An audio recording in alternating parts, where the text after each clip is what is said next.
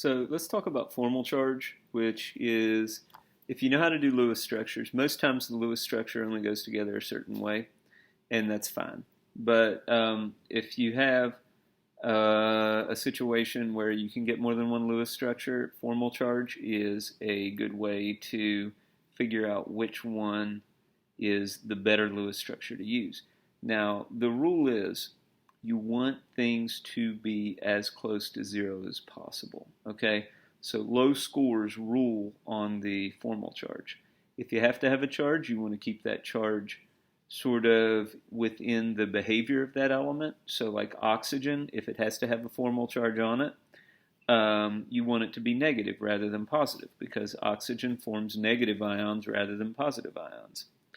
Another thing to remember is that if you have a polyatomic ion, the overall formal charges have to add up to the charge on the ion.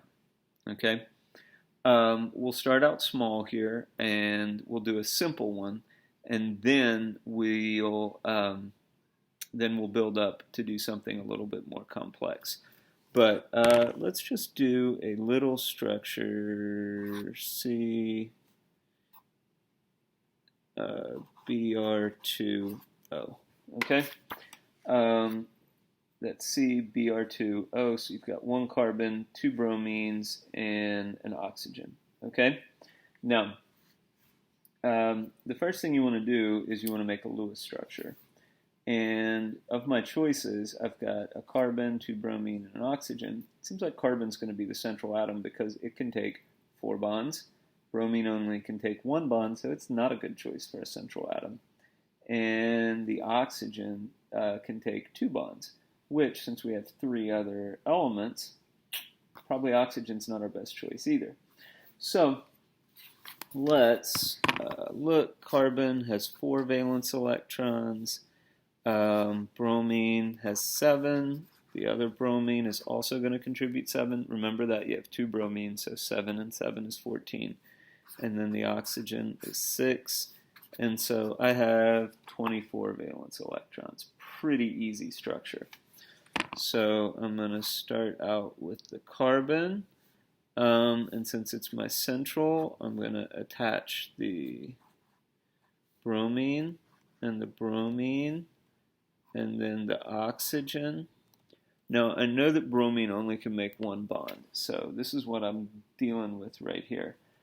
But since I know that bromine can only make 1 bond, since it has 7 valence electrons, I'm going to go ahead and give it the other 6 that it already had. So 1, 2, 3, 4, 5, 6. 1, 2, 3, 4, 5, 6.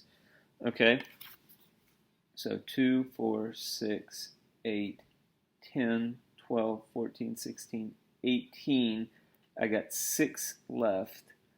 Carbon is going to need 2 more because it's got 2, 4, 6. So oxygen can make another bond. So now my carbon is happy.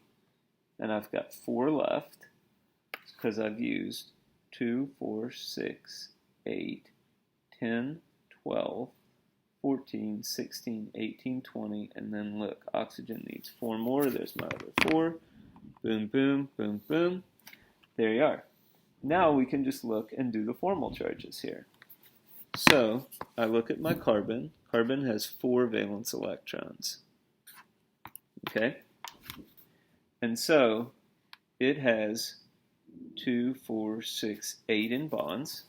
So to do formal charge, it's 1/2 bonded, 1/2 of 8, and then it doesn't have any unshared, so plus 0, 1/2 of 8 is 4, 4 minus 4 is 0. Okay?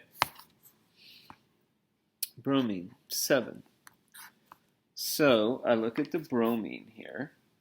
It has 2 in a bond and 6 unshared. So 1/2 of 2 plus 6, 1, also 7.